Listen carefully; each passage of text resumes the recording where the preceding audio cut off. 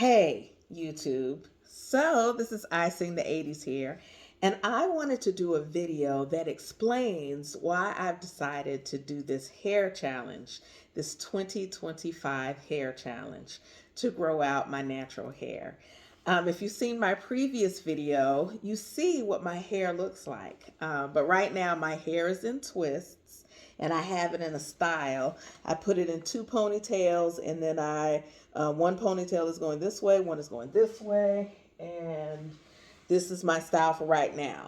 I already moisturized my hair for the day and oiled my hair, and I will wrap it up and go to bed tonight. But I want to tell you why I am doing the 2025 hair challenge. So stay tuned. And I'm back. So, when I have to take it all the way back, and as I'm going through my story, I'm going to show you pictures of where my hair was and where it is now. I went natural in 2009. I cut off all my hair myself. I did a lot of research. I was following a lot of natural hair channels here on YouTube, and I decided I was going to cut my hair off myself and go natural, and it was the best decision that I've ever made. I've had really great days with my hair, and I've had some low days with my hair. My hair has grown out, my hair has been cut short, but my hair has never been as long as it is right now. When I was getting I had to start taking some medicine because I had a thyroid issue. That issue is now gone because I went vegan and it got rid of it. That's another video. But when I was taking the thyroid medication, my hair was popping off and I had a bald spot. My hairdresser was like, okay, we'll, take care of that, but you will never have long hair. You'll never have long hair because of genetics. Some people are genetically inclined to have long hair and some people are not. And I'm sorry, but you are one of those people who will not have long hair. I believed that lie. I believed it. I didn't know at the time it was a lie, but I know it's a lie now.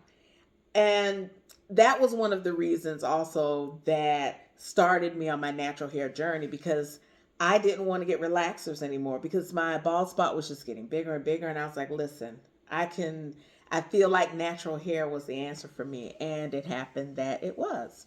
So fast forward all these years, I'll show some pictures of my hair through the years, but fast forward to 2023. I was wearing my hair in an afro most of the time because I just loved it, and my gray was popping in the front. And I would go to bed at night. I would not cover my hair. My hair would just be loose. I'd go to bed, wake up in the morning, puff it out a little bit, and I'd go. And it still looked good, but I knew that, it wasn't healthy. And I decided to go to a hairdresser. So I went to this lady at a Veda salon, and she looked at my hair, she blew it out, and she was like, no, your hair is not healthy, it's breaking off. Now my break off spot is in the crown of my head. My hair is always breaking off there. I didn't think my hair could grow up there. And I'll show a little video or a clip of where my hair was really short. You can see me showing you. And she said, okay, what we can do, I'm going to cut it. So she cut it, and she said that she was going to give me a keratin treatment. And a friend of mine was like, keratin treatments can harm your curls. And I was like, I didn't want it to harm my natural hair. I didn't want it to straighten my hair or anything. So I was like, no, I'm not doing that. And I decided at that moment to start doing protective styles. So the first protective style that I decided I wanted to do was knotless braids. So I found a young lady in my city who did knotless braids, and I wanted to have my gray in the front and the rest of it be a darker color, and she hooked me up. And I loved my knotless braids because they weren't heavy. They weren't pulling my hair. You know how you get braids sometimes and the braids be pulling so hard, and it's like, oh my God, it wasn't like that. It was very light on my edges. It didn't pull my edges out. I really liked the knotless braids. So I had knotless braids for a while, and I always wore it in a bun. So maybe I did it back to back twice, and then I was like, I want to do something different. So then I found I had crochet braids before. One of my good friends, she used to do crochet braids for me back in the day. If I have a picture, I'll show you. So I decided, okay, I'm gonna do some crochet braids, and I found this hair from Crochet Braids Plus, and they had gray, and they also had a darker color. So I decided I was gonna have like gray in the front, and then I was gonna have the darker color in the back. Y'all, I loved it. Here, when she did my hair, I was in love with that hair. I was like, I can wear this hair forever, forever, ever, forever, ever. And so I got the crochet style with the crochet plus hair. I think she calls them Yankee braids, something like that. I'll put some pictures. And I absolutely love, love, love it. But let me tell you what I wasn't doing during the time I had my crochet hair. I wasn't moisturizing. I wasn't massaging my scalp. I wasn't doing anything to my hair that was cornrowed under there. I was just leaving it alone. But when I did that for a year, so I would have the knotless braids in, then I'd take them out for maybe 3 days, and then I would put them back in, or I'd put the knotless braids in, take them out for 3 days, put in the crochet hair, keep those in for about 6 weeks. Or 7 weeks, and then I take those out, wear my hair out for 3 days, and then put something else back in it. And I did that for a whole year because I just wanted to give my hair a break. So as I was going through that, I could see that my hair was growing, and I was like, "Ooh, I didn't have any expectations about length. I just knew that I wanted my hair to grow back to the length that it was at the least, because she had cut it off. Like the picture that I have, and I'll show this picture.